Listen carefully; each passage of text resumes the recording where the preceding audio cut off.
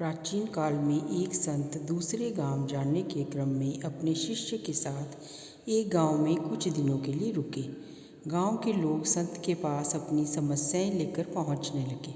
संत बहुत विद्वान थे। वे अपनी बुद्धि से सभी परेशानियों को दूर करने का रास्ता बता देते थे।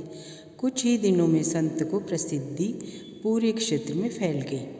संत रोज प्रवचन भी देते थे। उनके उपदेश सुनने के लिए गांव में दूर दूर से लोग आने लगे।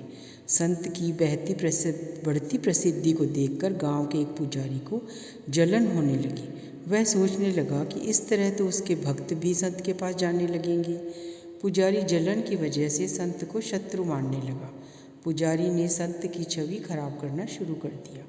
वह गांव के लोगों को कहने लगा कि ये संत तो पाखंडी है और लोगों को मूर्ख बना रहा है। पुजारी के कुछ साथी भी इस काम में उसका साथ दे रहे थे। एक दिन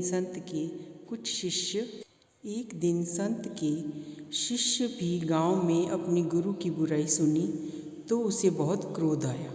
शिष्य तुरंत ही गुरु के पास पहुंचा और गांव में हो रही बुराई के बारे में गुरु जी को बताया। संत ने शिष्य की बातें सुनी और कहा कि हमें इन बातों पर ध्यान नहीं देना चाहिए। अगर हम उस पंडित से वाद विवाद करेंगे तो ये बातें तो आगे भी चलती रहेंगी। जिस तरह हाथी पर कुत्ते भौंकते हैं लेकिन हाथी अपनी मस्त चाल में चलता रहता है, ठीक उसी तरह हमें भी ऐसी बुराइयों पर ध्यान नहीं देना चाहिए, अपने काम में मन लगाना चाहिए। दोस्तों, इससे हमें ये संदेश मिलता है कि यह ज़रूरी नहीं कि हर व्यक्ति आपके पक्ष में हो।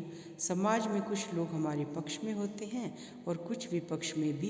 हमसे मतभेद रखने वाले लोग दूसरों के सामने हमारी बुराई करते हैं और वे हमारी परेशानी बढ़ाते रहते हैं। ऐसी स्थिति में हमें निंदाओं से विचलित हुए बिना अपना काम करते रहना चाहिए।